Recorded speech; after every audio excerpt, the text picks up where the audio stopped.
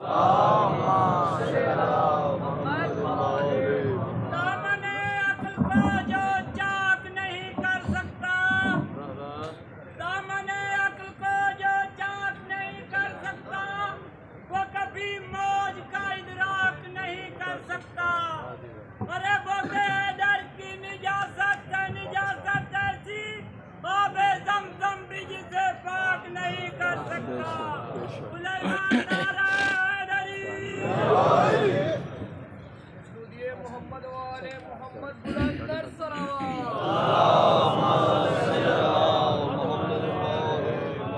أعوذ بالله السميع العليم من الشيطان اللعين الرجيم بسم الله الرحمن الرحيم الحمد لله المعروف من غير رؤية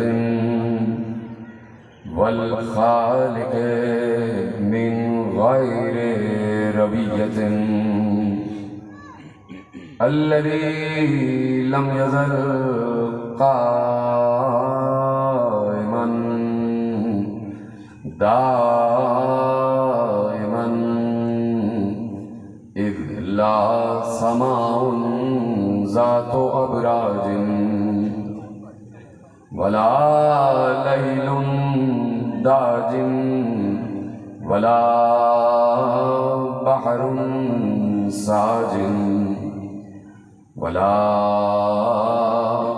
أرض ذات مهاد ولا خلق ذو اعتماد والصلاة والسلام والتحية والإكرام على نبي الرحمة وخازن المغفرة وقائد الخير والبركة ومنقذ العباد من الهلكة سيدنا ومولانا أبي القاسم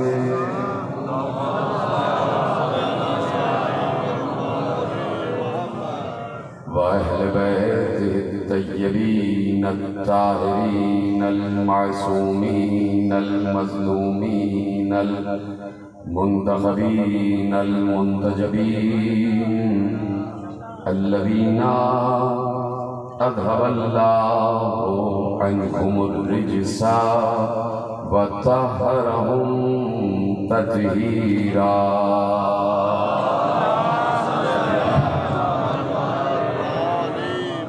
أما بعد فقد قال الله سبحانه وتعالى في محكم كتابه المجيد وفرقانه الحميد وقوله الحق بسم الله الرحمن الرحيم الذين ينفقون في السراء والضراء والكاظمين الغيظ والعافين عن الناس والله يحب المحسنين صلوات على محمد وعلى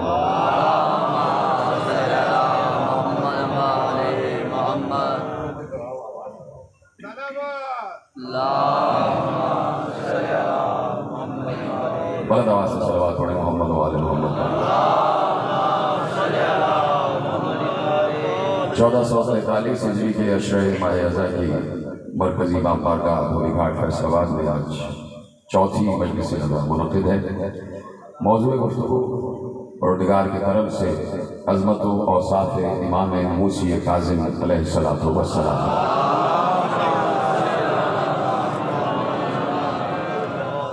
اور مسلسل عرض یہی کیا جا رہا ہے کہ یہ بات ایک لاشعور، بے شعور، کم شعور، ایک کم علم انسان بھی اس بات کو سمجھتا ہے کہ اللہ اپنے بندوں سے رابطہ بغیر وسیلہ نہیں رکھتا۔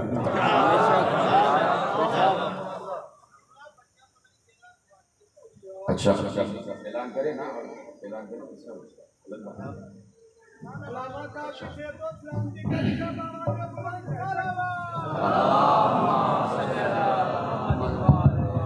خواتین سب بتوجہ ہوں، ایک چھوٹا بچہ روتا ہوا ملا ہے امام بارگاہ کی طرف سے۔ وہ بچہ جہاں اسٹیج کے پیچھے موجود ہے، اس نے سیاہ رنگ کی شلوار قمیض پہنی ہوئی ہے، 3 سے 4 سال بچے کی عمر ہے۔ وہ بچہ جہاں ہمارے پاس اسٹیج کے پیچھے موجود ہے، امام بارگاہ کی طرف سے وہ بچہ ہمیں ملا ہے روتا ہوا۔ وہ اسٹیج کے پیچھے اگر کسی کا وہ بچہ ہے تو جہاں اسٹیج کے پیچھے جا کر لے جائیں۔ ادھر یہ مائک والے کے پاس کچھ آ کے بتا دیں۔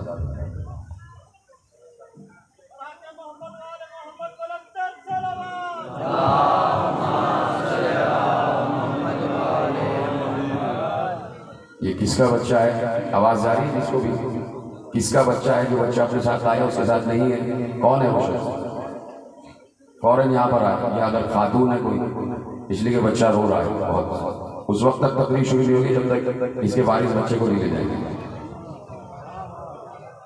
یہ بات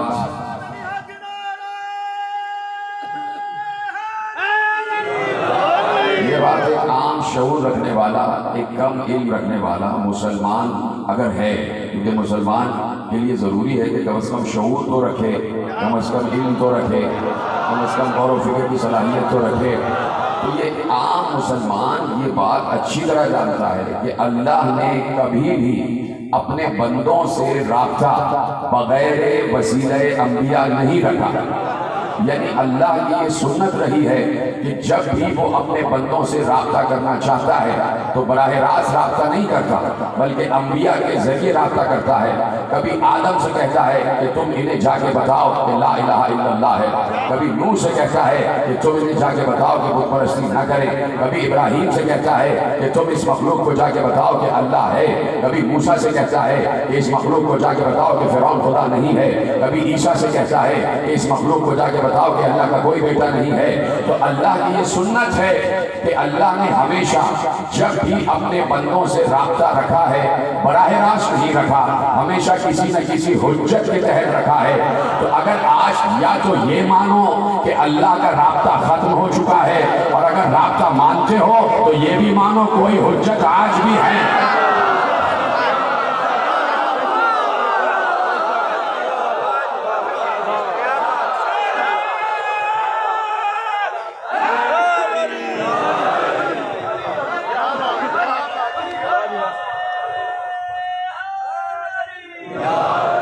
توجہ فرمائی نا آپ نے؟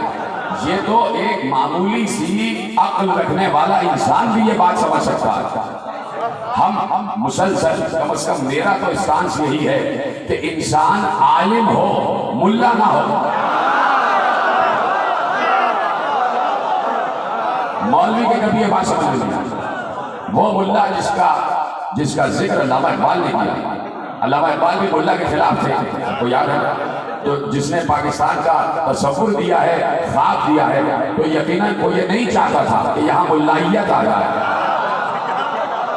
تو کیوں نہیں ان باتوں کی طرف توجہ ہوتی کہ اللہ نے ہمیشہ اپنے بندوں سے رابطہ رکھا ہے وسیلے کے ذریعے، حالانکہ وہ وسیلے کا محتاج نہیں ہے، وہ وسیلے کا محتاج نہیں ہے، وہ ذریعے کا محتاج نہیں ہے، وہ کسی بیچ میں رابطے اور واسطے کا محتاج نہیں ہے، اسے کسی کی محتاج ہی نہیں ہے۔ لیکن اس کے باوجود اس نے 1,34,000 کا سلسلہ رکھا اور دنیا کو بتا دیا کہ بھائی بات یہ ہے کہ میں جب موسیٰ سے بغیر درخت کے وسیلے کے بات نہیں کرتا تو تم سے بغیر وسیلہ کیسے بات کروں؟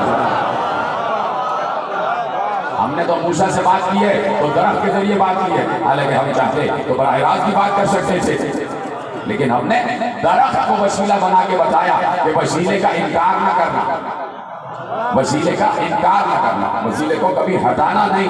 تو اب اللہ کا ہمیشہ سے رابطہ اور واسطہ رہا ہے اپنے کسی نہ کسی حجت کے ذریعے، حجت کے ذریعے، یعنی اللہ کی سنت و فطرت کبھی بدلتی نہیں ہے۔ مسلسل میں آپ سے عرض کر رہا ہوں کہ لن تجد لسنت اللہ تبدیلا، تم اللہ کی سنت میں کبھی، فطرت میں کبھی تبدیلی نہیں پاؤ گے۔ تو اب آدم، نوح، ابراہیم، موسیٰ، عیسیٰ، ان تمام ادوار میں اللہ کی وہی سنت قائم رہی، تو اب وہی آخری دور میں بھی سنت قائم رہی کہ اللہ نے ختمی مرتبت کے ذریعے اپنے بندوں سے رابطہ کیا، ختمی مرتبہ کے ذریعے اپنے بندوں سے رابطہ کیا. خود علماء اہل تسنن بھی اور علماء اہل تشیع بھی الفاظ کے کمی بیشی کے ساتھ حدیث صفیہ محفوظ ہے کہ پیغمبر نے ارشاد فرمایا کہ اگر دنیا ایک لمحے کے لیے بھی حجت خدا سے خالی ہو جائے تو دنیا کے ستون لرزنے لگ جائیں گے، زلزلہ آ جائے گا، دنیا اپنے وجود میں برقرار نہیں رہے گی، اس لیے کہ اللہ کی حجت زمین کے لیے ستون ہے، اور ستون کے بغیر کوئی عمارت کھڑی نہیں رہ سکتی، کوئی عمارت کھڑی نہیں رہ سکتی، بندوں سے رابطہ رکھتا ہے حجت کے ذریعے. تو اب پیغمبر کے دور میں پیغمبر حجت ہیں یا نہیں؟ بولیے ہاں یا نہیں؟ ختمی مرتبہ کے دور میں پیغمبر حجت ہے، اور اللہ کی فطرت ختمی مرتبہ کے دور میں نہیں بدلی، اس لیے کہ کبھی نہیں بدلے گی. تو آدم سے لے کے عیسیٰ تک جو فطرت رہی وہ ختمی مرتبہ کے دور میں بھی رہی. توجہ ہے نا؟ یہاں تک میں آپ کی توجہ دلانا چاہتا ہوں کہ حضرت عیسیٰ کے 570 برس کے بعد رسول آئے. حضرت عیسیٰ کے 570 برس بعد یا 572 برس بعد، آج ایک ہی ہے، ایک دو سال کا فرق ہو جاتا ہے. 570 برس کے بعد ایک فاصلہ ہے عیسیٰ اور ختمی مرتبہ میں، وہ بھی 570 برس. تو کوئی کہہ سکتا ہے کہ اس 570 برس میں کون تھا؟ کہہ سکتا کہ اس 570 برس میں کون تھا؟ ابھی بتاؤں گا کہ کون تھا. لیکن جس کو یقین اس بات پر نہیں ہے، میں صرف اس سے یہ پوچھنا چاہتا ہوں کہ ان 570 برس میں اگر کوئی یہ کہتا ہے کہ اللہ کا کوئی حجت زمین پر نہیں تھا، تو میں اس سے پوچھنا چاہتا ہوں کہ پھر اللہ کا اپنے بندوں سے رابطہ کیسے ہوتا ہے؟ پھر بین العبد والمعبود رب کس کے ذریعے تھا؟ آپ کہیں گے کہ اسے ضرورت ہی نہیں ہے، تو میں کہوں گا کہ پھر آدم کی کیا ضرورت ہے؟ جب آپ کہہ رہے ہیں 570 برس کا جو عرصہ گزرا ہے دور فترت، اس میں اس کو ضرورت ہی نہیں تھی کہ کوئی حجت آئے، اور پلٹ کے کہے گا دیکھیے آپ نے خود دلیل دے دی کہ 570 برس میں کوئی نبی تھا ہی نہیں، تو اس کا مطلب ہے کہ نبی کی ضرورت رہتی ہی نہیں ہے، وسیلے کی ضرورت رہتی ہی نہیں ہے. اچھا اگر آپ یہ کہتے ہیں کہ 570 برس کوئی نبی تھا ہی نہیں، کوئی وسیلہ تھا ہی نہیں، تو اس کا مطلب ہے کہ آپ قرآن کی اس آیت کا انکار کر رہے ہیں کہ اللہ کی فطرت میں تبدیلی نہیں ہوتی. تو یہاں تو تبدیلی ہو گئی. پتہ نہیں کوئی سمجھ رہا ہے نہیں سمجھ رہا. اللہ کی فطرت کیا ہے کہ ہر دور میں کوئی نہ کوئی حجت رہے گا، ہے نا؟ یہ فطرت ہے، یہ سنت ہے، یہ آئین ہے، یہ قانون ہے، خداوندی ہے. تو 570 برس اگر کوئی کہتا ہے کہ کوئی نبی نہیں رہا اور پھر بھی دنیا چل رہی تھی، کوئی حجت نہیں تھا، کوئی وسیع نہیں تھا، پھر بھی دنیا کا کام چل رہا تھا، اگر کوئی یہ کہتا ہے، تو اس کا مطلب ہے کہ وہ خدا کی اس آئین اور قانون کا انکار کرے گا جس میں اللہ کہہ رہا ہے ہماری فطرت نہیں بدلتی. تو 570 برس میں اللہ کی فطرت کیوں بدل گئی؟ جب 570 برس، خدا کے لیے جملہ ضائع نہ کیجیے گا، میں ان معترضین کی خدمت میں جملہ سنتا ہوں کہ جب 570 برس بغیر حجت دنیا چل سکتی ہے تو پھر ہر دور میں چل سکتی ہے. پھر آدم کو بھی نہیں آنا چاہیے تھا، پھر نوح کو بھی نہیں آنا چاہیے تھا، پھر ابراہیم کے بغیر بھی چل سکتی تھی، پھر موسیٰ اور عیسیٰ کے بغیر بھی چل سکتی تھی، اور پھر جرأت سے کہتا ہوں کہ پھر آخری کے بغیر بھی چل سکتی تھی. پہنچی نا بات؟ جب فکری بات ہوتی ہے تو بولا کرے گا، بتایا کرے گا، باتیں آپ تک پہنچ رہی ہے. تو اب 572 برس کے بعد جناب عیسیٰ کے 572 برس کے بعد ختمی مرتبہ اس دنیا میں تشریف لائے. ختمی مرتبہ اس دنیا میں تشریف لائے 572 برس کے بعد، جسے دور فترت کہا جاتا ہے. میرا عقیدہ جو میں نے اپنے ائمہ سے سیکھا وہ یہ ہے کہ اللہ کی فطرت کبھی نہیں بدلتی. تو میں اس یقین پر قائم ہوں کہ 572 برس بھی اللہ کی فطرت نہیں بدلی. اگر بدل جائے تو آئین قانون آئین قرآن بدل جائے گا. تو میں اس یقین پر قائم ہوں کہ 572 برس بھی اللہ کی فطرت نہیں بدلی. کوئی نہ کوئی حجت اس دور میں بھی ہے، کوئی نہ کوئی حجت اس دور میں بھی ہے. فرق یہ رہا ہے کہ کبھی حجت ظاہر رہا ہے، کبھی حجت غائب رہا ہے. سلامت رہے آپ. کبھی حجت ظاہر رہا ہے، کبھی حجت غائب رہا ہے. خود میرے مولا موسی کاظم علیہ السلام نے ارشاد فرمایا کہ اللہ کی دو حجتیں ہیں، ایک حجت ظاہر اور ایک حجت غائب، ایک حجت ظاہر اور ایک حجت غائب۔ کا حجت ظاہر وہ ہیں جو دکھائی دے رہے ہیں، اور حجت غائب وہ ہے کہ اللہ کبھی نہ کبھی کسی نہ کسی دور میں کوئی نہ کوئی حجت رکھتا ہے۔ تو اب 572 برس ایک دور فترت گزرا ہے۔ میں پھر جملہ دوہرا رہا ہوں کہ میرے معصوم اماموں نے جو طریقہ بتایا ہے اور جو فطرت بتائی ہے، میں اس یقین پر قائم ہوں کہ 572 برس میں بھی یقیناً کوئی نہ کوئی حجت رہا ہے۔ میں صرف ایک حجت کی طرف اشارہ کر دیتا ہوں، آپ خود سمجھ لیجئے گا کہ وہ حجتیں کون کون رہی ہیں۔ ایک بار میرے ساتھ امام موسی کاظم علیہ السلام سے کسی نے عرض کی کہ مولا یہ بتائیے، مولا یہ بتائیے، اور میں پہلا لفظ کہوں گا آپ پہنچ جائیں گے، مولا یہ بتائیے کہ حضرت ابو طالب پیغمبر پر بھی حجت تھے، پیغمبر پر بھی حجت تھے؟ کیا نہیں، پیغمبر پر حجت تو نہیں تھے، پیغمبر پر حجت تو نہیں تھے، کیا پھر کیا تھے؟ کہا وہ عیسیٰ کے اوصیاء میں سے تھے۔ جب انہوں نے تمام انبیاء کے تبرکات محمد کے حوالے کر دیے، اللہ نے انہیں اپنے پاس بلا لیا۔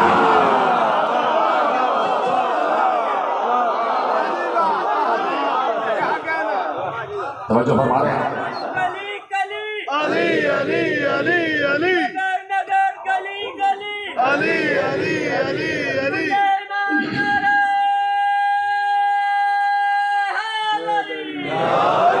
توجہ ہے نا؟ صحیح ہے، بالکل ایسے پہلے دن بھی ایسے تم کو کون کہتا ہے کہ بھائی آواز خراب کرو تاکہ تقریر خراب ہو؟ کون سازش کر رہا ہے؟ صلوات پڑھے محمد والے محمد۔ میرے طرف متوجہ ہے نا؟ تو اللہ کی فطرت نہیں بدلتی۔ دور رسول میں خود رسول حجت، دور رسول میں خود رسول حجت۔ اب جو تم نے آواز کی ہے، مجھے یقین ہے جتنے کیمرے لگے ہوئے، جتنے لوگ لاکھوں لوگ سن رہے ہیں، ان کو لفظ سمجھ ہی نہیں آ رہا ہوگا، اس لیے کہ ای کو بہت زیادہ ہو رہا ہوگا۔ ٹھیک ہے، اب جیسا بھی ہے سن لیجیے گا آپ، ٹھیک ہے، میرے ساتھ رہیے گا، اس لیے کہ جب اہم ترین بات ہوتی ہے تو میں اس لیے چاہتا ہوں کہ ذرا سی بھی ڈسٹربنس نہ ہو کہ میں فکر آپ کے حوالے کر رہا ہوں، کوئی عقیدہ، کوئی نظریہ، کوئی قانون آپ کے حوالے کر رہا ہوں۔ میری طرف متوجہ رہیے گا، آگے پیچھے دائیں بائیں سب میری طرف دیکھتے رہیے۔ تو اللہ کی فطرت نہیں بدلتی۔ دور رسول میں رسول حجت، بولے ساتھ میرے، بولے بولتے جائیں، دور رسول میں رسول حجت، اور رسول کے ذریعے سے اللہ اپنے بندوں کے اعمال قبول کرتا۔ یہ میں کیوں کہہ رہا ہوں کہ حجت کا وجود ضروری ہے، اس لیے کہ وہاں سے جب کچھ یہاں آئے گا تو حجت کے ذریعے آئے گا، اور یہاں سے جب وہاں جائے گا تو حجت کے ذریعے جائے گا۔ آپ چپ ہو گئے، جب آپ چپ ہوتے ہیں تو مجھے رکنا پڑتا ہے، اور پھر ذرا سا بہت زیادہ صرف ہو جاتا ہے۔ وہاں سے یعنی آسمانوں سے، عرش خداوندی سے، حضور قدرت سے جو بندوں کی طرف آئے گا تو بیچ میں وسیلہ ہے۔ اے آدم، اے نوح، اے موسیٰ، اے عیسیٰ، ابراہیم، اے حجت، تم پہنچاؤ۔ اور یہاں سے بندوں کی طرف سے جو اللہ کی طرف جائے گا وہ بھی اسی وسیلے سے جائے گا، چاہے وہ بندوں کی نماز ہی کیوں نہ ہو، چاہے وہ بندوں کی عبادتیں ہی کیوں نہ ہو، یہ عبادتیں بھی حجت کے ہی ذریعے جاتی ہیں۔ توجہ فرما رہے ہیں؟ ضروری ہے کہ وسیلہ بیچ میں رہے۔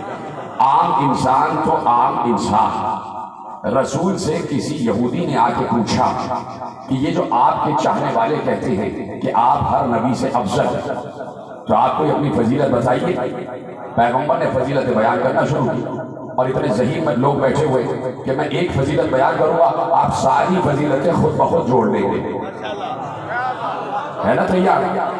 کہا کہ آپ کے چاہنے والے کہتے ہیں آپ ہر نبی سے افضل ہیں، تو یہ بتائیے کہ آپ کی افضلیت کیا ہے، آپ پہ کون سی ایسی خصوصیت اور صفت ہے کہ آپ کو ہر نبی سے افضل قرار دیتی ہے؟ پیغمبر نے مسکرا کے کہا آدم سے عیسیٰ تک سب سے میں افضل۔ کہا کیسے؟ کہ آدم کی توبہ قبول نہ ہوتی اگر میرا اور میرے اہل بیت کا وسیلہ نہ کرتے۔ اب جوڑ لیجیے نا سارے جملے۔ کہ نوح کی کشتی غرق ہونے والی تھی اگر میرا اور میرے اہل بیت کا وسیلہ نہ اختیار کرتے۔ ابراہیم آگ میں جل جاتے، موسیٰ دریا میں غرق ہو جاتے، عیسیٰ سولی پہ چڑھ جاتا۔ توجہ فرما رہے ہیں؟ تو انبیاء تک کو وسیلے کی ضرورت رہی ہے. اتنا بڑا جملہ آپ کے حوالے کیا. انبیاء تک کو وسیلے کی ضرورت رہی ہے. تو ایک وسیلہ تو ہر دور میں رہا ہے نا, جسے محمد کہتے ہیں, جسے اہل بیت کہتے ہیں, ہر دور میں رہا ہے. تو اپنے دور میں رسول حجت, اللہ رسول کے ذریعے بندوں سے بات کروا. رسول چلے گئے, نبوت کا خاتمہ ہو گیا, نبی خاتم النبیین, اور سوال پھر پلٹ کے وہی آ گیا, کیا اس کے بعد اللہ نے اپنا رابطہ بندوں سے ختم کر دیا؟ اللہ تو ہر جگہ ہر وقت موجود ہے, لیکن مسلسل اپنے اصول پر قائم ہے, اپنے آئین پر قائم ہے. تو اب تلاش کرنا پڑے گا کہ نبی کے بعد وسیلہ کون ہے. اب صرف ایک معیار رہ گیا کہ اگر نبی جاتے جاتے خاموش چلے جائیں تو اس کا مطلب ہے کہ نبی یہ بتا کے جا رہے ہیں اب جیسے چاہو زندگی گزارو, اب اللہ نے تمہاری طرف سے منہ موڑ لیا, اب وہ تم سے رابطہ نہیں رکھے گا. اگر نبی خاموش چلے جائیں تو اس کا مطلب ہے کہ اب اللہ کو وسیلے کی ضرورت ہی نہیں ہے اور اللہ کا قانون بدل گیا. اور اگر نبی جاتے جاتے اپنے 1.25 لاکھ یاروں کی موجودگی میں من کنت مولا فہذا علی مولا,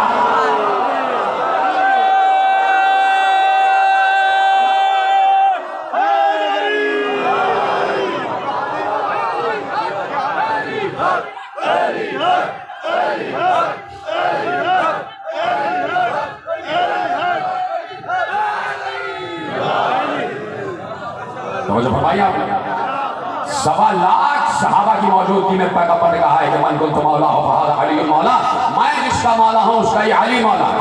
تو اب ذرا سا ترجمے کو تبدیل کر کے آپ کے حوالے کر دوں کہ اب تک میں عبد اور معبود میں وسیلے کا راستے کا واسطہ تھا, اب میرے بعد علی راستہ واسطہ ہے.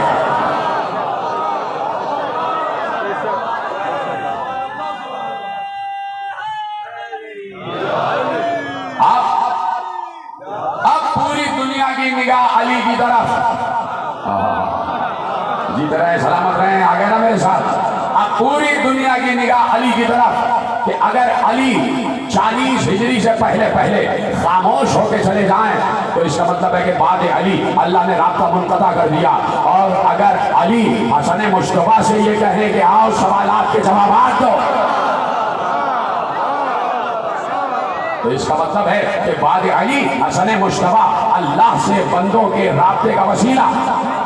اب پوری دنیا کی نگاہ حسن مصطفیٰ کی طرف.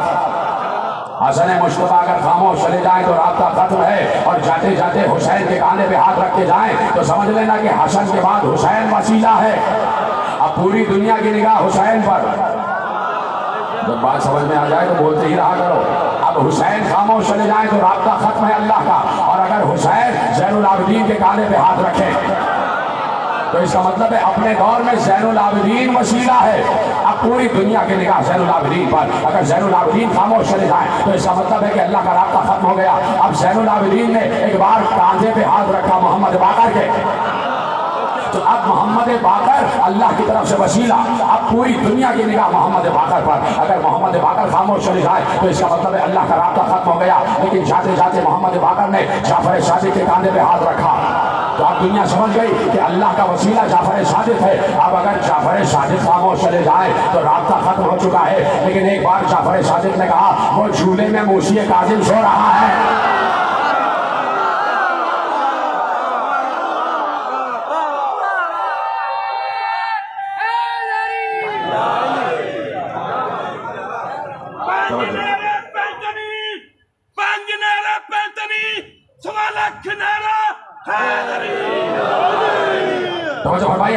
تو اب اپنے دور میں امام کاظم اللہ اور بندے کے رابطے کا وسیلہ. اب وہاں سے کوئی پیغام آئے گا تو اس موسیٰ کے ذریعے, کیا سن رہے ہیں آپ, اور یہاں سے نمازیں جائیں گی تو اس موسیٰ کے ذریعے. بیچ میں وسیلہ ہے یہ حجت جسے اللہ نے حجت قرار دیا. کل تمام تفصیلات اور صاحب امامت بیان کر چکا, سب کو ذہن میں رکھیے گا. تو اب موسی کاظم اپنے دور میں ربط بین العبد والمعبود, عبد و معبود کے درمیان رابطے کا وسیلہ موشے کاظم، موشے کاظم عبد و معبود میں رابطے کا وسیلہ. صلوات پڑھیں محمد والے محمد. 5 منٹ، صرف 5 منٹ.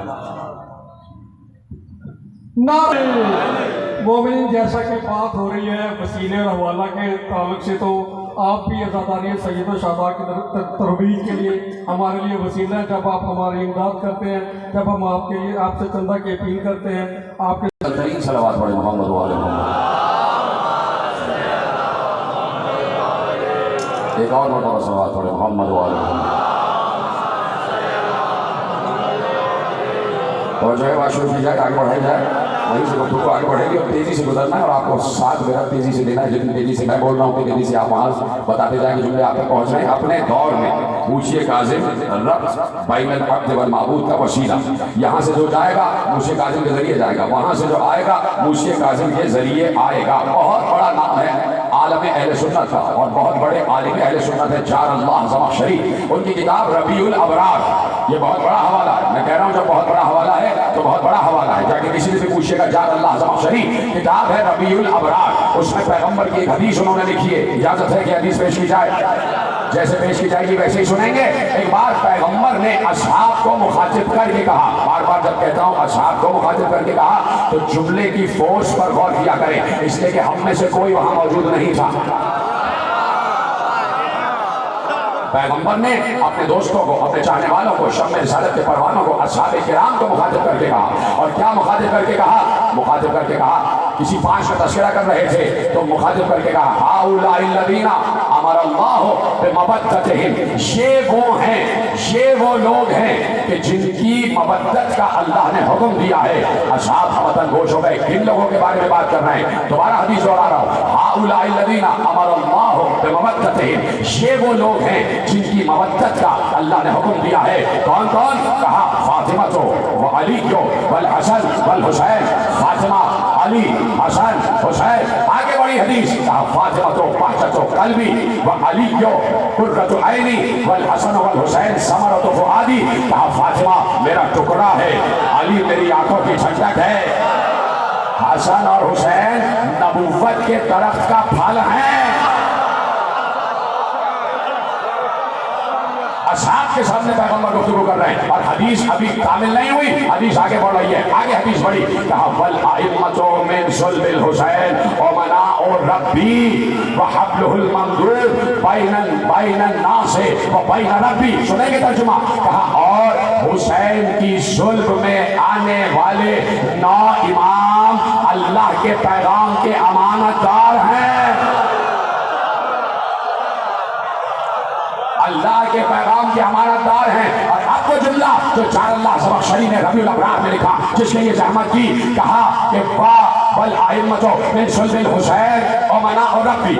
ہاں، حسین کی نسل میں آنے والے 9 امام اللہ کے تمام پیغامات کے امانت دار ہیں. وحبلہ الممدود وحبلہ الممدود وحبلہ الممدود قرآن کی آیت ہے. واعتصموا بحبل، جو روکا ہے میں نے جملہ روکا ہے. واعتصموا بحبل اللہ جمیعا ولا تفرقوا. واعتصموا بحبل اللہ جمیعا، بحبل اللہ جمیعا ولا تفرقوا. کہا اللہ کی رسی کو مضبوطی سے تھامو، اور اگر اللہ کی رسی کو مضبوطی سے تھام لیا تو تم فرقوں میں نہیں بٹو گے. یعنی فرقوں میں تقسیم نہ ہونے کا سب سے بڑا طریقہ یہ ہے کہ اللہ کی رسی کو تھام لو. جب اللہ کی رسی کو تھامو گے تو فرقوں میں نہیں بٹو گے. اب پیغمبر اصحاب سے مخاطب ہو کے کہہ رہے ہیں والائمۃ من صلب الحسین ومناء ربی، حسین کی نسل میں آنے والے 9 امام اللہ کے پیغام کے امانت دار ہیں. وحبلہ الممدود، اور یہ سارے کے سارے امام اللہ کی مضبوط رسی ہیں، اللہ کی مضبوط رسی ہے. وحبلہ الممدود، یہ اللہ کی مضبوط رسی ہے. اور اللہ کیا کہہ رہا ہے؟ اگر تم نے رسی کو مضبوطی سے تھاما تو تم فرقوں میں نہیں بٹو گے. فرقوں میں بٹے ہوئے ہو اس لیے کہ ان کا دامن چھوڑ چکے ہو، ان کا دامن نہیں پکڑا ہے. حبلہ الممدود اللہ کی بڑی مضبوط رسی ہے. اور اب جملہ آگے بڑھا، اب جملہ آگے بڑھا. کہا یہی 12 امام، یہی 12 امام اللہ اور انسانوں کے درمیان ربط ہیں اور وسیلہ ہیں. ربط ہیں اور وسیلہ ہیں. حدیث آگے بڑھی. کہا کہ ومن تمسک بہ نجا، جو ان سے متمسک رہا اسی نے نجات پائی، اسی نے نجات پائی۔ ومن تخلف عنہم، اور جس نے ان کو چھوڑ دیا، کوئی اور راستہ پکڑ لیا، جملہ ذرا سا میں اپنے حوالے سے آپ کے حوالے کر رہا ہوں، جس نے ان کو چھوڑا اور دوسرا راستہ اپنایا، اللہ کہے گا جاؤ جہنم کے راستے پر، اللہ کہے گا جاؤ جہنم کے راستے پر۔ تو اب اتنی بڑی حدیث، اتنی حجت حدیث، پیغمبر کی حدیث جار المحکمہ شریف نے ربیع الاوّل میں تحریر فرما دی اور محفوظ فرما دی۔ ایک بار ایک سائل آیا، دروازہ زہرا پر آ گیا اور اس نے باہر سے سوال کیا کہ میں یہ پوچھنا چاہتا ہوں کہ کیا پیغمبر اپنے دور میں اپنے بعد آنے والے کا اعلان کر کے گئے تھے؟ پیغمبر نے کہا، پیغمبر کی بیٹی نے کہا کہ جا کے محمود بن لبید کوفی سے ہماری طرف سے جواب دو کہ واعجبا انسیتم یوم غدیرکم، کیا عجیب بات ہے، کیا یہ یوم غدیر کو بھول گیا؟ تو اس نے کہا کہ غدیر سے پہلے کیا کوئی واضح الفاظ میں پیغمبر نے اعلان کیا تھا؟ تو دختر رسول نے کہا جاؤ اس کو بتاؤ یہی مسجد نبوی تھی، یہی سامنے جو ممبر ہے وہی ممبر تھا، اسی ممبر کے عرش پر عرش والا میرا بابا بیٹھا ہوا تھا، اور میرے بابا نے تمام اپنے اصحاب کو مخاطب کر کے کہا علی خیر من اخلفہ فیکم وہو امام من بعدی وسبطایا وتسعۃ من صلب الحسین ائمۃ۔ کہا کہ پیغمبر نے کہا تھا کہ میرے بعد تم میں سب سے بہتر جو ہے وہ علی، سب سے بہتر جو ہے وہ علی، اور علی کے بعد میرے دو بیٹے حسن اور حسین، سبطایا، کہا میرے دو بیٹے حسن اور حسین، اور ان کے بعد ائمۃ من صلب الحسین، اور ان کے بعد وہ ائمہ جو صلب حسین میں، وہ ائمہ جو صلب حسین میں۔ اور پھر حدیث آگے بڑھی کہ پیغمبر نے ارشاد فرمایا جو ان سے متمسک رہے گا وہ ہدایت پائے گا، اور جو ان کو چھوڑ دے گا وہ در در بھٹکتا رہے گا۔ اس نے کہا ٹھیک ہے، اس نے کہا تو پھر بات یہ ہے کہ اعلان کیوں نہیں کیا گیا، علی باہر کیوں نہیں آ گئے؟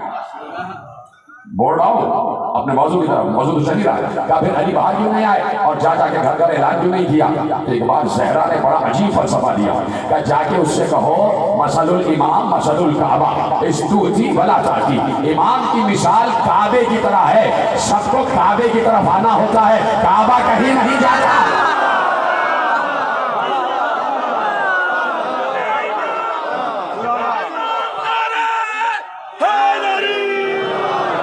کعبہ کہیں نہیں جاتا، سب کو کعبے کی طرف آتا، یعنی جسے ہدایت چاہیے وہ منار ہدایت کی طرف چل کے آئے، چل کے آئے۔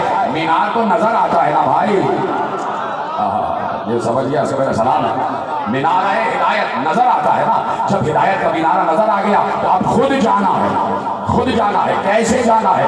تو بہت سے کلمہ گویوں کو یہ بات سمجھ میں نہیں آئی، لیکن بہت سے غیر کلمہ کو بات سمجھ میں آ گئی۔ ایک بہت بڑا مورخ امام مرشد کاظم کا چاہنے والا عرض کرتا ہے، اور نام ہے اس کا یعقوب بن جعفر بن ابراہیم، وہ کہتا ہے کہ میں اپنے ساتھ میں امام کے ساتھ مقام عریش پر تھا، ایسے میں ایک راہب آ گیا امام سے ملنے کے لیے، تیزی سے جا رہا ہوں اس لیے وقت میرے پاس کامل ہوتا جا رہا ہے، اور میرا ساتھ دیتے رہیے گا، آخری آدمی تک ہاتھ اٹھا کے بتاتے رہیے گا جملے آپ تک پہنچ رہے ہیں۔ میں مقام عریش پر تھا اپنے ساتھ امام کے ساتھ، کہ ایسے میں ایک عیسائی راہب آ گیا امام سے ملنے کے لیے، اجازت چاہیے، امام نے اجازت دے دی، آیا، آگے کہتا ہے کہ میں بہت دنوں سے 30 برس ہو گئے کہ میں تلاش میں تھا کہ کوئی ایسا عالم کامل مل جائے کہ جو میری رہنمائی کرے آپ کو صداقت کی طرف۔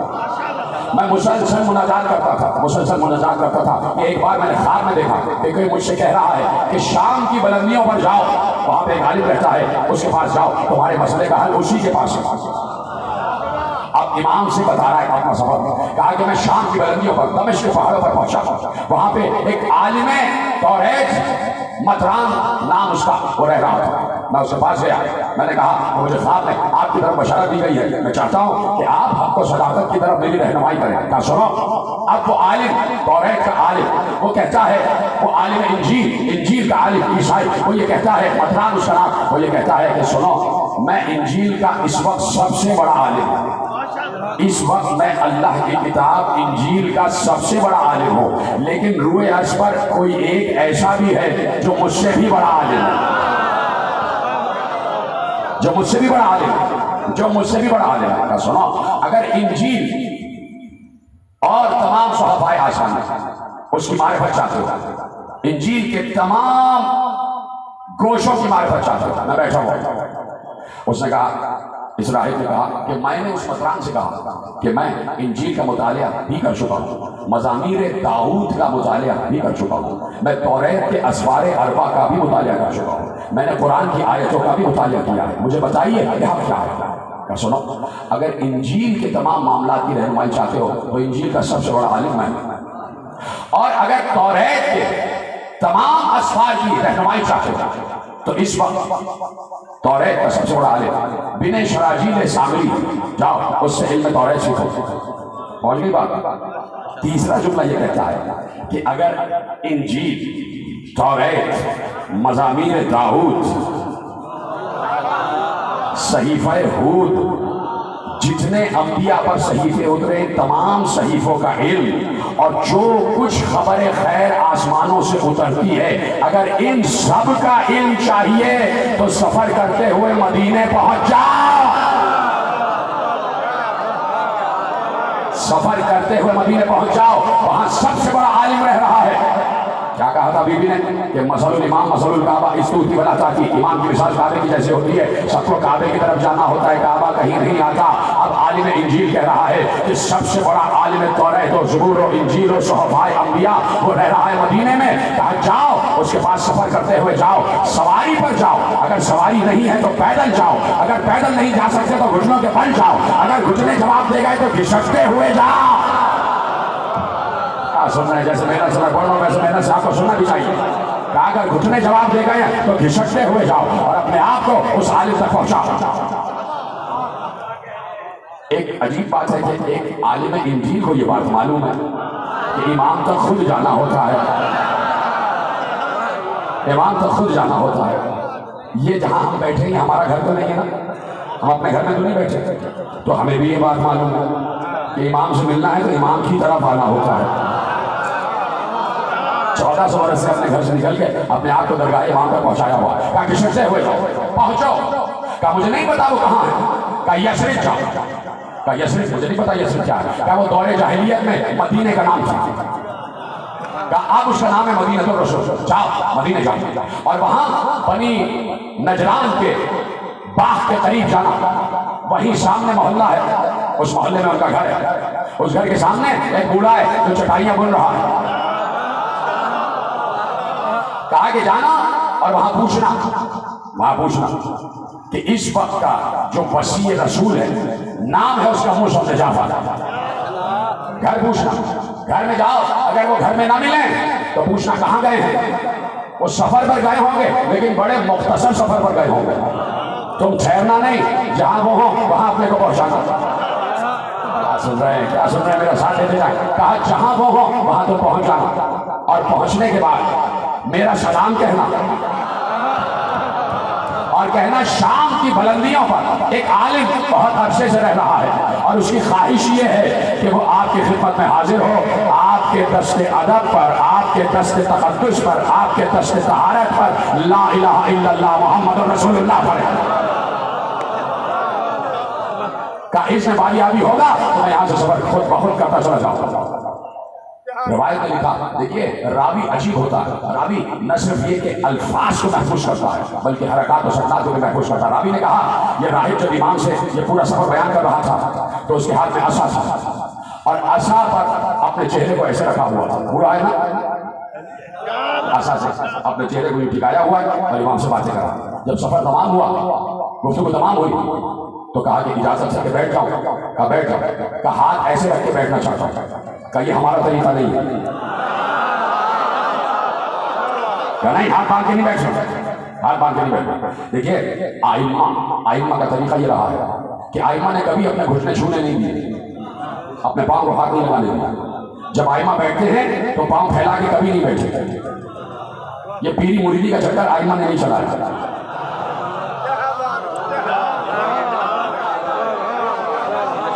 یہ شاہی ہیں، یہ پیر صاحب ہیں، یہ فلانے ہیں، یہ فلانے ہیں، پاؤں چھوئے جا رہے ہیں.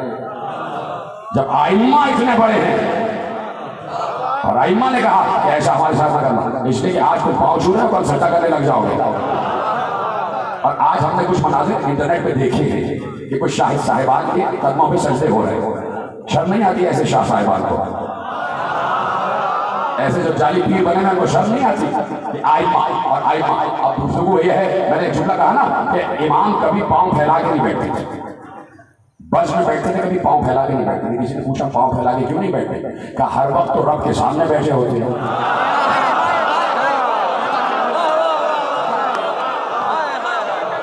کہا یہ ہے، اس طرح رب کو محسوس کرو، اس طرح رب کو محسوس کرو۔ اس وقت بھی تو اللہ ہمارے ساتھ ہے، تو جس وقت کوئی شاہ صاحب اپنے پاؤں چھوا رہے ہوتے ہیں تو کیا اللہ ان کو نہیں دیکھ رہا ہوتا؟ توجہ فرمائی آپ نے؟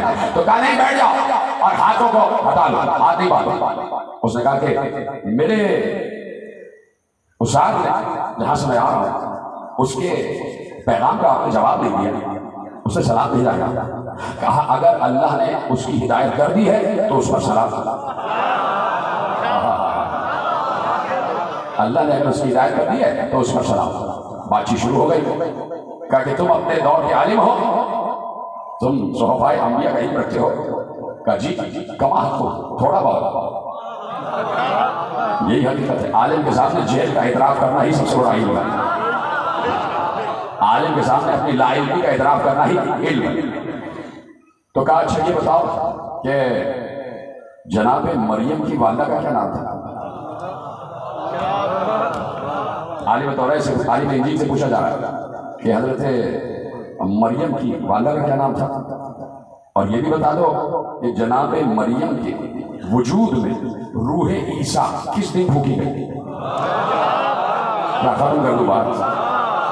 میں مسلسل کہہ رہا ہوں کہ میرا موضوع ساتویں امام ہے، اور اس وقت یہ تصور کرو کہ ساتویں امام کے دور ہی میں رہ رہے ہیں۔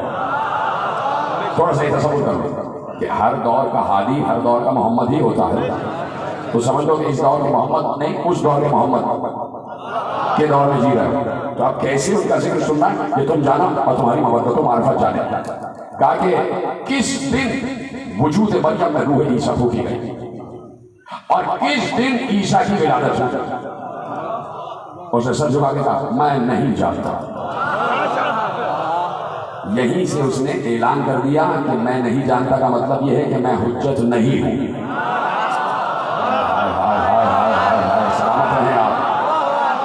جو یہ کہہ دیتا ہے کہ میں حجت نہیں ہوں، جو یہ کہہ دیتا ہے کہ میں نہیں جانتا، وہ یہ کہہ دیتا ہے کہ میں حجت نہیں ہوں۔ اور جب وہ یہ کہتا ہے کہ میں حجت نہیں ہوں تو اس کا مطلب ہے کہ وہ اعتراف کرتا ہے کہ میں سربراہی کے بھی قابل نہیں ہوں۔ تو اس نے تو ایک مرتبہ کہا کہ میں نہیں جانتا، کسی نے تو 70 مرتبہ کہا تھا کہ اگر علی نہ ہوتے۔ ٹھیک ہے، اس نے اعلان کر دیا کہ میں حجت نہیں ہوں، اس لیے کہ میں نہیں جانتا۔ آپ ارشاد فرمائیے، کہا کہ جناب مریم سلام اللہ علیہا کی والدہ کا نام مرسا تھا۔ مرسا سریانی میں مرسا، اور اس کا ترجمہ عربی میں وہیبہ۔ امام کہتے ہیں ترجمہ عربی میں وہیبہ۔ میں اپنے آپ کے لیے کہہ رہا ہوں کہ اگر میں وہاں بیٹھا ہوا ہوتا دستے ادب جوڑ کر، تو جب امام یہ جواب دے رہے ہوتے تو میں خاموش نہ رہتا جیسے آپ خاموش ہو گئے۔ کہا کہ مریم کی والدہ کا نام مرسا، جس کا عربی میں ترجمہ وہیبہ۔ اور سنو، جب مریم کے وجود میں روح عیسیٰ پھونکی گئی وہ جمعے کا دن تھا۔ جبرائیل نازل ہوئے جمعے کے دن، اور اللہ کے نبی نے اس لیے جمعے کو عید کا دن قرار دیا کہ اس دن آسمانوں سے روح اتری۔ ہائے ہائے ہائے ہائے، یعنی جس دن آسمان سے روح اترے وہ دن عید کا دن ہوتا ہے۔ تبھی 3 شعبان بھی عید ہے، 15 رمضان بھی عید ہے۔ توجہ فرمائی، کہا وہ دن عید کا دن ہے۔ اور جناب مریم کا بیٹا عیسیٰ منگل کے دن پیدا ہوا۔ جمعہ روح ہو گئی، ہفتہ اتوار پیر، 3 دن بعد کا منگل کے دن عیسیٰ کی ولادت ہوئی، جب 4:30 پہر دن کا چڑھ چکا تھا۔ جب دن کے 4:30 پہر چڑھ چکے تھے، زوال کے بعد جناب عیسیٰ کی ولادت ہوئی۔ اور بتا کیا تجھے معلوم ہے کہ عیسیٰ کی ولادت کس جگہ ہوئی؟ کہا مجھے نہیں معلوم۔ کہا فرات کے کنارے، کہا فرات کے کنارے، اسی لیے شط فرات کو ناصریہ بھی کہا جاتا ہے۔ اسی ناصریہ کی وجہ سے عیسائی نصرانی کہلاتے ہیں کہ وہاں پر جناب عیسیٰ کی ولادت ہوئی. کہا کہ فرات کے کنارے عیسیٰ کی ولادت ہوئی. ایک بار اللہ رسول اس کے رونگٹے کھڑے تھے کہ یہ کون سا عالم ہے کہ جہاں وہ باتیں کہ جو انجیل میں بھی پوشیدہ جو سر انجیل ہے وہ ایسے بیان کر رہے ہیں کہ جیسے سارے اسرار ان کے سامنے کھلے ہوئے ہیں, سارے اسرار ان کے سامنے شہود اور ظہور کی منزل پر ہے. سر جھکا کر کہتا ہے اچھا کیا آپ یہ بتا سکتے ہیں کہ میری ماں کا نام کیا تھا؟ کیا آپ یہ بتا سکتے ہیں کہ میری ماں کا نام کیا تھا؟ کہا تیری ماں کا نام انقالیہ تھا. کہا میری دادی کا نام معلوم؟ کہا دادی کا نام انکورا تھا. تیری دادی کا نام انکورا تھا. کہا کیا میرے دادا کا نام بتا سکتے ہیں؟ کہا تیرے دادا کا نام عبد المسیح تھا اور میں اس کا نام تبدیل کر کے عبداللہ رکھا, اس لیے کہ مسیح کا بندہ نہیں ہوتا, اللہ کا بندہ ہوتا. تو اس نے اپنے باپ کا نام بھی پوچھ لیا, دادا کا نام بھی پوچھ لیا, اور امام نے باپ کا نام بھی بتایا, دادا کا نام بھی بتایا. بات ہی ختم ہو گئی. امام نے کہا تیرے باپ کا نام عبد السلیم اور تیرے دادا کا نام عبد المسیح. اس کا مطلب ہے کہ امام نے بتا دیا کہ جو میرے سامنے بیٹھا ہے باپ کے اعتبار سے بھی صحیح ہے, دادا کے اعتبار سے بھی صحیح ہے. ابھی تو چلتا ہوا یہاں تک پہنچا ہے. سمجھ گئے نا؟ یعنی باپ کا نام بھی ہے اور دادا کا نام بھی ہے بہت سے لوگوں کے. تو اب جو یہاں سے دور ہے وہ نجاست ہی ہے نا بھائی. ہم تو نہیں کہہ رہے, قرآن کہہ رہا کہ اے اہل بیت اللہ نے تم سے نجاست کو دور کر دیا ہے. تو اگر کوئی مجہول النسب ہے تو سب سے بڑا نجس ہے. اور مجہول النسب یہ گھر جا کے ترجمہ پڑھ لیجیے گا. مجہول النسب نجس ہوتا ہے, اور جو نجس ہوتا ہے وہ آل محمد کی معرفت حاصل کر ہی نہیں سکتا. اب سمجھ میں آیا کہ معرفت والے کم کیوں ہیں اور غیر معرفت والے اکثریت میں کیوں ہیں. تو انسان سب کچھ ہو, مجہول النسب نہ ہو, مجہول النسب نہ ہو. تو ایک ایک بات کا جواب دیتے گئے. باپ کا نام بھی بتایا, دادا کا نام بھی بتایا, اس کا خود کا نام بھی بتایا. جیسے ہی تمام سوالات کے جوابات مکمل ہوئے, ایک بار لرزتا ہوا کھڑا ہوا. اب یہ ہے ادب, لرزتے ہوئے کھڑا ہوا, آگے بڑھا, کہ اپنے ہاتھوں کو آگے بڑھا. امام نے ایسے ہاتھ آگے بڑھا, اس نے ہاتھوں کو چوما. ہاتھوں کو چومنے کے بعد کہا اشہد ان لا الہ الا اللہ واشہد ان محمد رسول اللہ واشہد انک حجۃ اللہ فی الارض. سلامت آخری آدمی تک میرے ساتھ ہیں, یہ پیچھے والے حضرات بھی سب میرے ساتھ ہیں. کہا میں گواہی دیتا ہوں کہ اللہ کے علاوہ کوئی معبود نہیں ہے, محمد اللہ کے رسول ہے. اور آپ اس وقت دنیا میں اللہ اور بندے کے رابطے کا وسیلہ ہے. آپ اللہ کی حجت ہے اس وقت اس دنیا میں, اللہ کی حجت ہے. کیا کہا کہ اپنے کو پہنچاؤ امام کی طرف, اپنے کو پہنچاؤ امام کی طرف. اور بعض اوقات تو یہ ہے کہ اپنے کو پہنچاؤ, تو یہ بھی بڑی بات ہے. لیکن وہ کتنی بڑی بات ہے کہ امام کسی سے کہے کہ آؤ میرے پاس, امام کسی سے کہے کہ آؤ میرے پاس. وقت کامل ہو گیا اور یقیناً بہت سے بتانے رہ گئے. کل انشاءاللہ تھوڑا سا وقت آپ کا زیادہ لے لوں گا. آج مجھے 2-4 کام اور بھی ہیں اور آگے بڑھنا ہے, اس لیے گفتگو کو یہاں روکتا ہوں. ایک وہ کہ جو امام کی طرف جا رہا تھا, اور ایک وہ جسے امام خط لکھ کر بلا رہا. بھیا وہاں سے فوج میں فوج آ رہے ہیں, کبھی شیر دستہ لے کے آ رہا, کبھی بن سعد دستہ لے کے آ رہا, کبھی کوئی دستہ لے کر آ رہا, کبھی ہرملہ کا دستہ آ رہا. سارے ان کے مددگار آ رہے ہیں. کیا تمہارا کوئی مددگار نہیں آ رہا؟ حسین نے خط لکھا, یہ خط ہے حجت زمانہ حسین ابن علی کا, مرد فقیر رجل فقیر حبیب ابن مظاہر کا. حبیب اتنی جلدی پہنچنا کہ ایسا نہ ہو کہ تم آؤ اور فرزند زہرا کا گلا کٹ چکا. میں کربلا آ چکا ہوں حبیب, اور میرے ساتھ میرے اہل حرم میں. تو کتنا بڑا مرتبہ ہے جناب حبیب کا کہ حجت خدا نے بلایا, حجت خدا نے بلایا. تو ہم بھی اپنے کو باعث شرف اس لیے سمجھتے ہیں کہ ہمیں بھی حجت خدا بلاتا ہے اور اس کے بلانے کا انداز مختلف ہے. وہ آواز دے کر نہیں بلاتا, وہ محرم کا چاند طلوع کر کے بلا دیتا ہے. اس وقت محرم کا چاند طلوع ہو جاتا ہے اور ہمارے دور کا حجت ہمیں بلاتا ہے, آ جاؤ فرش ادا پر آؤ اور مجھے میرے بابا حسین کا پرسہ, مجھے میرے جد حسین کا پرسہ. اور آپ آ گئے حسین کا پرسہ دینے کے لیے وقت کے امام کو. اس دور میں جو اللہ اور بندے کا وسیلہ ہے, میرا وقت کا امام یہاں پر موجود ہے. ان کے سامنے دستے دست جوڑ کے نیپر میں بیٹھتا ہوں, ان سے اجازت لے کر بیٹھتا ہوں. مولا یہ تمام محب بیٹھے ہوئے تھے, مولا بلا تفریق مذہب ملت بیٹھے تھے. ان میں مولا اہل سنت بھی ہیں, اہل تشیع بھی ہیں, ان میں عیسائی بھی ہیں, ان میں غیر مذہب بھی ہیں. مولا یہ سب اپنی اپنی جانبداری بھول کے حسین کی مجلس میں آئے ہیں. یہ سب حسین کو پرسہ دینے آئے ہیں, آپ کو پرسہ دینے آئے ہیں. مولا ان سب کو آپ کی ضمانت میں دے رہا ہوں, بشمول اپنے آپ کے, بشمول اپنے گھر والوں کے, ان سب کے گھر والوں کو آپ کی ضمانت و حفاظت میں دے رہا ہوں. میرے مولا میرے یقین ہے کہ آپ مجھے سن رہے ہیں, آپ یہاں تشریف فرما ہے, آپ کے حوالے کر رہا ہوں سب کو. مولا ان سب کی حفاظت کیجیے گا. مولا ان کو ہر بلا اور وبا اور آفت ناگہانی سے, ہر عرضی اور سماوی بلا سے محفوظ رکھیے گا. مولا ان کے بچوں کی حفاظت کیجیے گا. مولا کبھی کوئی بچہ اپنی ماں سے جدا نہ ہو, کبھی کوئی بچہ اپنی ماں سے بچھڑے نہیں.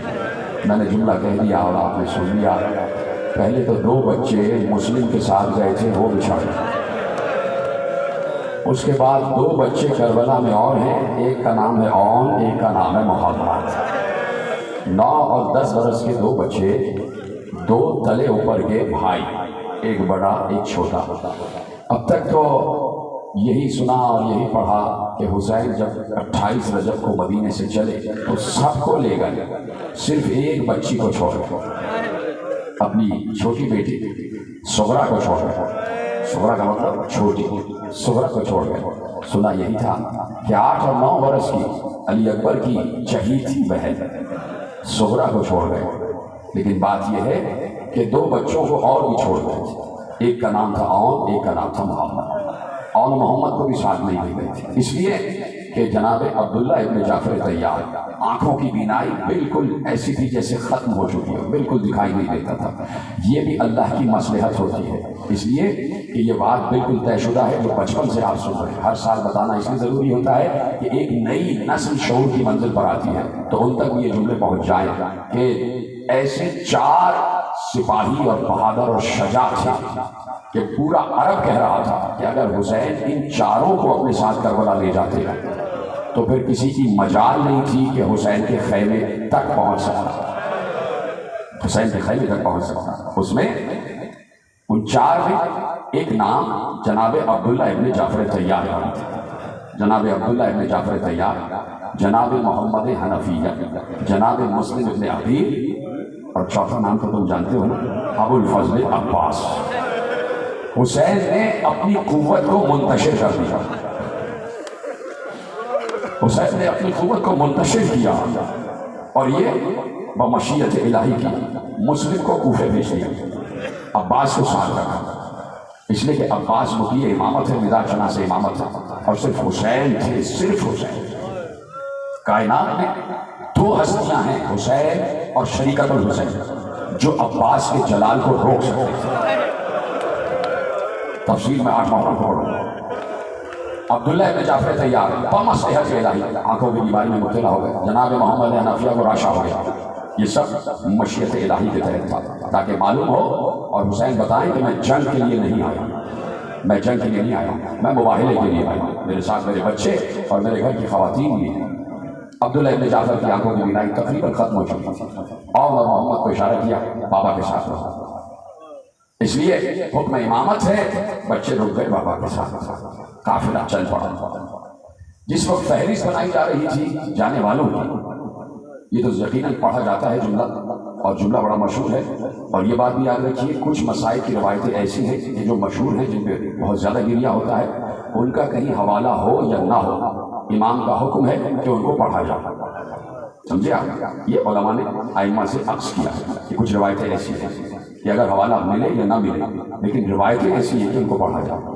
اسی طرح ایک روایت یہ ہے کہ حضرت عباس نے فہرست بنائی تو سب سے پہلے شریکت الحسین کا نام لکھوایا، لیکن بات یہ ہے کہ روایت یہ کہتی ہے کہ بیوی کا نام نہیں لکھوایا، حسین ابن علی نے بہن کا نام نہیں لکھوایا۔ اب سوچو بہن پر کیا گزر رہی ہو، ایک بہن علی اکبر کی اور ایک بہن حسین، نام نہیں۔ جب فہرست کی پورے ناموں کی فہرست کی خبر شریکت الحسین کے کان میں پہنچی اور کہا میرا نام نہیں، ایک بار چادر اوڑھ کے بھائی کی خدمت میں آئی، بھیا کیا آپ کو وصیت یاد نہیں کہ اماں نے کہا تھا جاتے جاتے کہ میری بیٹی جہاں میرا ماجایا، جہاں تیرا ماجایا حسین جائے ساتھ ساتھ جانا۔ بھیا آج آپ مدینہ چھوڑ رہے ہیں، میرا نام نہیں۔ کہا کہ بہن تمہارا نام مشیت خدا میں ہے، تمہیں جانا، تمہارے بغیر کربلا نامکمل ہے، لیکن میں بانی شریعت ہوں، میں مالک شریعت ہوں، کیا ہی اچھا ہو کہ اپنے شوہر سے اجازت لے کے آ جائے۔ یہ ہے حسین، یہ ہے آل محمد کا گھرانہ، اس کو کہتے ہیں شریعت کی پاسداری۔ بی بی آئیں، حضرت عبداللہ ابن جعفر کی خدمت میں آئیں اور بیٹھ گئی۔ جناب عبداللہ ایک دم احترام شریعت الحسین اٹھ کے بیٹھ گئے، کہا کہ کیسے تشریف لائیں؟ کہا کہ بھیا جا رہے ہیں اور آپ سے اجازت مانگیں، رونے لگے۔ عبداللہ ابن جعفر رونے لگے، کہا کہ آپ کیسی بات کرتی ہے، آپ اور مجھ سے اجازت مانگیں؟ میں کون ہوتا ہوں روکنے والا؟ اس لیے کہ اگر میں نے روکا تو اس کا مطلب ہے کہ میں اپنے مولا علی کی وصیت کو رد کر دوں گا۔ کہا کہ بیوی آپ کو یاد نہیں کہ جب آپ کے بابا علی میرے سر پر صحرا باندھ رہے تھے تو انہوں نے یہی کہا تھا عبداللہ جب بھی حسین مدینہ چھوڑے تو زینب کو روکنا نہیں۔ اجرک و برکت۔ کہ نہیں، میرے بھیا نے کہا ہے کہ آپ سے اجازت ضروری ہے۔ سینے پہ ہاتھ رکھ کے کہا کہ بیوی مجھے گناہگار نہ کریں، آپ خود امر کی مالک ہیں۔ شہزادی کو اجازت مل گئی، سلام کیا اور آگے قافلے میں شامل ہو گئی۔ قافلہ چل پڑا، قافلہ چل پڑا۔ چلتے چلتے قافلہ دور پہنچا تھا، تھوڑی دور پہنچا تھا کہ محلہ بنی ہاشم سے کچھ لوگ قافلے کی طرف آتے ہوئے دکھائی دیے۔ کوئی ہاتھ کا اشارہ کر کر کے کہہ رہا تھا کہ کچھ دیر، عباس کچھ دیر روک لو، عباس کچھ دیر روک لو۔ عباس قافلے کا چلایا کرتے تھے، کبھی آگے جاتے تھے کبھی پیچھے آتے تھے۔ اب جو پیچھے آئے تو دیکھا سامنے سے عبداللہ ابن جعفر طیار اپنے دونوں بیٹوں کا ہاتھ پکڑے ہوئے، ایک ہاتھ اور کے ہاتھ میں، ایک ہاتھ محمد کے ہاتھ میں پکڑے ہوئے آ رہے ہیں۔ یا تو ان دونوں بیٹوں کا ہاتھ پکڑا ہوا ہے یا دونوں بیٹوں نے باپ کو سہارا دیا ہوا ہے۔ جیسے ہی کہا آقا قافلہ روک دیجیے، حسین ابن علی نے کہا عباس ابھی تو چلے ہیں، کیوں روک دے؟ کہا پیچھے سے عبداللہ آ رہا، جعفر طیار کے ساتھ زادے آ رہے ہیں اور ان کے ساتھ ان کے دو بیٹے۔ اب یہ بات صرف حسین کو معلوم، قافلہ روکا گیا۔ جناب عباس نے کہا کہ کتنی دیر کے لیے رکنا ہے؟ کہا کچھ دیر رکنا ہے۔ کہا تو کیا خیمے لگا دیے جائیں بیویوں کے لیے؟ کہا سب کے لیے نہ لگانا، صرف شریکت الحسین کے لیے لگانا۔ میں جملے پڑھ رہا ہوں اور آپ سن رہے ہیں اور میں دیکھ رہا ہوں کیسے آپ کے چہرے کے لیے کھل ہو رہے ہیں۔ یہی طریقہ ہے، میں آپ کو بتا رہا ہوں کہ مجھ سے برداشت نہیں ہوتا جب میں خود مسائل پڑھ رہا ہوتا ہوں یا سنتا ہوں۔ میں اسی کی ذرا سا دیر سے بھی آتا ہوں کہ جب ذاکر مسائل پڑھتا ہے تو میری ہچکیاں بن جاتی ہے، تو اس لیے میں بھی چاہتا ہوں ویسے ہی آپ سنیں۔ میں ذرا رک رک کے پڑھ رہا ہوں اس لیے میرا کلیجہ پھٹ جاتا ہے۔ میرے سامنے وہ تمام مناظر آ رہے ہوتے ہیں کہ کس طریقے سے خیمے لگائے گئے۔ کہا صرف شریکت الحسین کا خیمہ لگے گا۔ خیمہ لگا دیا گیا، بیوی اس میں آ گئی۔ کہا کہ بھیا مجھے کیوں خیمے میں بٹھایا؟ کہا کہ آپ کے شوہر عبداللہ آ رہے ہیں۔ جیسے ہی بی بی نے یہ لفظ سنا کہ عبداللہ آ رہے ہیں، بی بی کے دل کی دھڑکن تیز ہو گئی، شہزادی کے چہرے پر اضمحلال آ گیا، بی بی کا چہرہ زرد ہو گیا۔ سوچ رہی تھی کہ عبداللہ کیوں آ رہے ہیں، ابھی تو اجازت دی تھی، کہیں ایسا تو نہیں کہ عبداللہ مجھے روکنے کے لیے آ رہے ہیں، کہیں ایسا تو نہیں کہ مجھے روک دیں گے اور مجھے شریعت کے حکم کے تحت شوہر کا حکم ماننا پڑے گا۔ عبداللہ ابن جعفر آ گئے، خیمے میں داخل ہوئے۔ کہا عبداللہ آپ نے تو اجازت دے دی تھی، پھر کیوں آئے ہیں؟ کہا بات یہ ہے کہ میں چاہوں، میں بڑا ہوں حسین ابن علی سے، میں چاہتا تو حسین کا ہاتھ پکڑ کے روک لیتا، لیکن بات یہ ہے کہ وہ حجت خدا ہے، وہ امام زمانہ ہے، وہ مشیت خدا کے جاننے والے ہیں اور پابند ہیں، تو جو ان کا فیصلہ ہے وہ اللہ کا فیصلہ ہے، لہٰذا میں ان کو روک نہیں سکتا۔ لیکن میرا دل چاہتا تھا کہ میں ساتھ جاتا اور میں بھی فاطمہ کے لال کے پسینے پر اپنا لہو بہا دیتا، لیکن مجھ پر جہاد ساقط ہو چکا ہے، لیکن بیوی دل میں تمنا ہے کہ میں حسین کی نصرت کروں، میں حسین کی نصرت کروں۔ ایک بار پیچھے اشارہ کیا، جیسے اشارہ کیا خیمے کے اندر اون اور محمد داخل ہو گئے۔ عبداللہ ابن جعفر نے اون اور محمد کا ہاتھ پکڑا، آپ کی آواز بلند ہو جائے، اون اور محمد کا ہاتھ پکڑ کر کہا کہ بی بی عاشورے کے دن جب میرے امام میرے بھائی حسین پر خطرے کا وقت آ جائے، جب اس کی جان پہ بن جائے، تو اون کو میری طرف سے اور محمد کو اپنی طرف سے، آن کو میری طرف سے اور محمد کو اپنی طرف سے قربان کر دیجیے گا۔ خدا کی قسم روایت کہتی ہے کہ شہزادی نے چیخ مار کر گریہ کیا اور ایک بار شکریہ کی نظر سے عبداللہ ابن جعفر کو دیکھ کر کہا، ابن جعفر تیار، تم نے مجھے خوش کر دیا، اے عبداللہ آپ نے مجھے خوش کر دیا، آپ نے میری ماں زہرا کو خوش کر دیا، مجھے سرخرو کر دیا۔ میں سوچ رہی تھی ہر بیوی اپنی قربانی لے کر جا رہی ہے، زینب کی کیا قربانیاں ہوں گی؟ عبداللہ آپ کا شکریہ۔ اور محمد اپنی اپنی سواریوں پر سوار ہو گئے، قافلہ چل پڑا، ختم ہو گئی گفتگو، آ گیا قربانیوں کا دن۔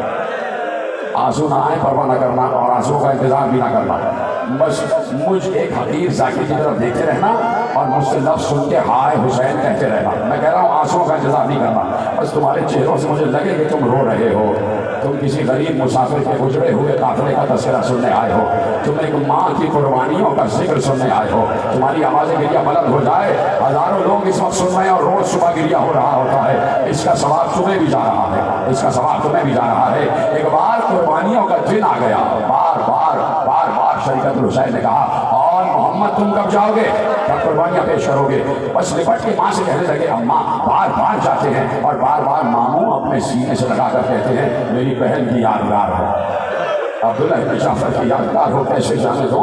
جب بہت دیر ہو گئی اجازت نہ ملی تو زینب نے سر پر چادر سنبھالی اور محمد کا ہاتھ پکڑا، پکڑ کے اس خیمے میں آئیں جہاں حسین بیٹھے ہوئے تھے۔ تمہیں چادر زہرا کا واسطہ ہے، اب جو جملہ کہنے جا رہا ہوں کوئی آدمی خاموش نہ رہے، اور اگر ہاتھوں میں قوت ہے تو سینے پہ ہاتھ مار کے یہ جملہ سن لینا کہ اس خیمے میں اپنے دونوں بیٹوں کا ہاتھ پکڑ کے داخل ہوئی جہاں حسین خیمے کی زمین پر بیٹھے ہوئے تھے۔ جیسے ہی داخل ہوئی تو اب حسین سے کچھ نہیں کہا، دونوں بچوں کا ہاتھ پکڑ کے حسین کا طواف کرنا شروع کیا۔ ہاں ماتم کرو، حسین کا چکر لگانا شروع کیا، 1 2 3 7 چکر لگائے اور بار بار حسین ایسے دیکھ کر کہتے تھے زینب کیا کر رہی ہو، بہن کیا کر رہی ہو؟ جب 7واں طواف مکمل ہوا تو زینب نے رک کر کہا، بھیا میں نے اماں سے سنا تھا جب کوئی مصیبت آتی ہے تو صدقہ دیا جاتا ہے، مصیبت رد ہو جاتی ہے، بھیا تم پر آج مصیبت کا دن ہے، میں نے آل محمد کو تم پر سے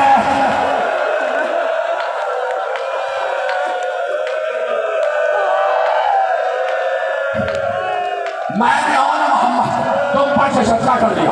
اور بھیا سننا جملہ سننا، نوجوانوں تمہارے تو ہاتھ میں قوت ہے نا، تمہیں چادر زہرا کا واسطہ سینے پہ ایسے ہاتھ مارو کہ آواز آئے، ماتم کی آواز آئے، ماتم کی آواز آئے۔ آج اس لیے کہتا ہوں نا کہ شریعت الحسین کے بچوں کا تذکرہ، اس لیے کہہ رہا ہوں کہ رو، اس لیے کہہ رہا ہوں رو، کیوں کہہ رہا ہوں پتہ ہے؟ اس لیے کہ زینب اپنے بچوں کے لاشوں پر نہیں روئی۔ کیا گریہ کر رہے ہو، کیا گریہ کر رہے ہو؟ جتنے حضرات بیٹھے، یہ جتنی پس پردہ خواتین میری مائیں بیٹھے بیٹھی ہے، خدا تمہارے سہاگ کو تمہارے بچوں کو سلامت رکھے۔ کیا بھیا میں نے اماں سے سنا ہے کہ صدقہ دینے سے مصیبت رد ہو جاتی ہے، اور بھیا میں نے اماں سے یہ بھی سنا ہے کہ صدقے کو زیادہ دیر گھر میں رکھا نہیں جاتا، صدقے کو فوراً باہر نکالا جاتا ہے۔ اے بھیا میرے بچوں کو اجازت دے دو، میرے بچوں کو، میری قربانیوں کو اجازت دے دو۔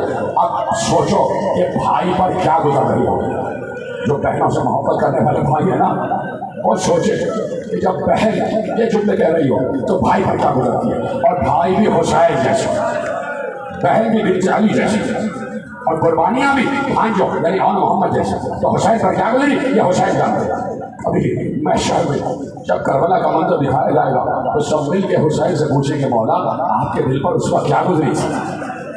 آج تو بھیا کر لو نا. کہا بھیا میری قربانی کو اجازت دے دو. کہا بہن بہت بڑی بات آپ نے کہہ دی. اب آپ نے کہا تو حسین رکے گا نہیں. جائیے اور محمد کو اجازت مل گئی. جملہ سنیں گے مقتل کا ایک منظر آپ کے حوالے کر رہا ہوں. جاؤ اور محمد جاؤ. حسین اور عباس آگے بڑھے. دونوں بچوں کے گھوڑے در خیمہ پہ کھڑے کر دیے گئے. اور ابھی حسین اور کا ہاتھ پکڑے ہوئے تھے. عباس محمد کا ہاتھ پکڑ کے لے کے جا رہے تھے. تو بی بی زینب سلام اللہ علیہ نے کہا بھیا ایسے نہیں جانے دوں گی بچوں کو. ابھی رک جائیے کچھ دیر رکیے میں ذرا بچوں کو تیار تو کر دوں. اپنی قربانیوں کو تیار تو کر دوں. سنیں گے کیسے تیار کیا. بچے خیمے میں لائے گئے. حسین اور عباس بھی آ گئے بیویاں بھی آ گئی. شریکت الحسین نے ایک صندوق کھولا. 2 امامے نکالے. کہ یہ امامہ جعفر طیار کا امامہ ہے. کہ دوسرا امامہ میرے بابا حیدر کرار کا امامہ ہے. 2 بچوں کو نانا اور دادا کی وراثت دی. اور کہا بچوں ایسی جنگ کرنا کہ فوج شام سے الامان الحفیظ کی آواز آ جاتا. بچوں دیکھو ماں وصیت کر رہی ہے نصیحت کر رہی ہے کہ میں اس سے خوش ہو جاؤں گی جو عمر سعد کے خیمے تک پہنچ جائے. جو عمر سعد کے خیمے تک پہنچ جائے. اور سنو بچوں میں اسے دودھ نہیں بخشوں گی اگر تم دریا تک چلے گئے. خبردار دریا کا رخ نہ کرنا. خبردار پانی کو آنکھ اٹھا کے نہ دیکھنا. اس لیے کہ علی ازرق کے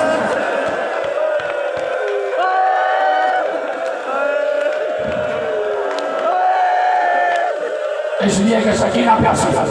بچوں پانی کی طرف نگاہ اٹھا کے نہ دیکھنا. ماں کو جھک کر سلام کیا. بچوں نے دست ادب جوڑ دیا جھک جھک کے سلام کیا. اماں جیسا آپ کہہ رہی ویسا ہوگا. اماں جانے تو دیجیے جانے تو دیجیے. میدان جنگ میں جعفر طیار اور حیدر کرار کی یاد دلا دیں. جنگ موتا اور جنگ خیبر کی یاد دلا دیں. سلام کیا. 2 بھائیوں نے 2 بھائیوں کو سوار کرا. چلے اور ہم چھوٹے چھوٹے نیچے ہاتھ میں ہے. کچھ فوج یزید کے سپاہی کہتے ہیں اب یہ جو دونوں بچے میدان جنگ میں ڈر آئے تو دھستے چلے جا رہے تھے آگے بڑھتے چلے جا رہے تھے. لاکھوں کو کاٹا.